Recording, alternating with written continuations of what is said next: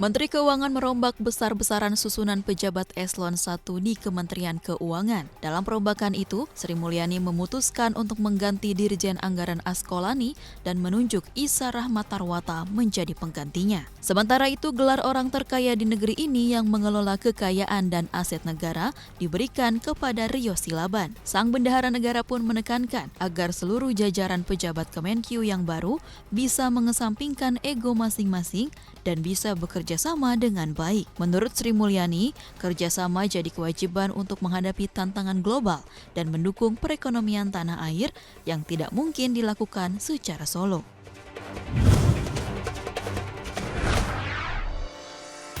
Investor pasar modal di Bursa Efek Indonesia terus menunjukkan tren peningkatan. Sampai dengan Februari 2021, Otoritas BEI mencatat jumlah investor pasar modal telah mencapai 4,5 juta atau naik 16,3%. Dengan kata lain, ada penambahan 634 ribu investor baru dari posisi akhir tahun 2020.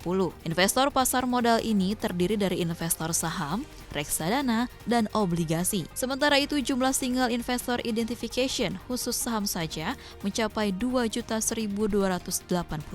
Angka ini tumbuh 18% jika dibandingkan jumlah investor saham pada akhir tahun lalu. Meski begitu, Kepala Eksekutif Pengawas Pasar Modal Otoritas Jasa Keuangan Hosen mengatakan tingkat literasi dan inklusi di pasar modal masih jauh dari harapan. Hanya 4,9% untuk tingkat literasi dan 1,55% untuk tingkat inklusi di sektor pasar modal.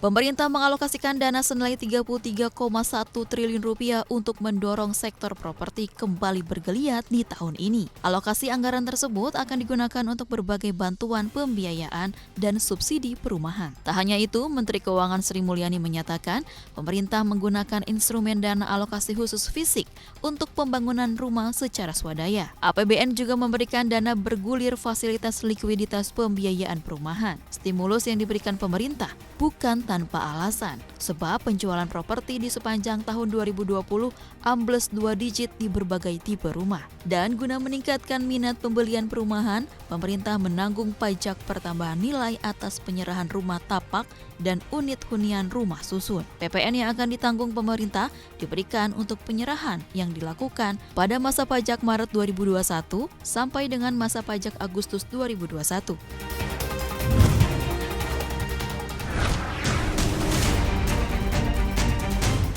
Perusahaan otomotif Jepang berbondong-bondong menambah investasinya di Indonesia. Menteri Perindustrian Agus Gumiwang Kartasasmita menyatakan, komitmen perusahaan Jepang itu didapat usai dirinya menemui secara langsung para produsen di negeri Sakura. 3 pabrikan otomotif kelas kakap seperti Honda, Suzuki, dan Toyota berkomitmen untuk menambah investasi ke tanah air. Bahkan Honda berniat memindahkan pabriknya dari India ke Indonesia. Di sisi lain, penambahan investasi tersebut juga bertujuan untuk meningkatkan hasil produksi produk yang dibuat di tanah air, termasuk juga untuk menjalankan program substitusi impor bahan baku dengan hasil yang ada di Indonesia. Kabar baiknya, menurut Agus, para investor mendukung program tersebut karena Indonesia memastikan dengan adanya program substitusi impor, maka investasi menjadi lebih terproteksi.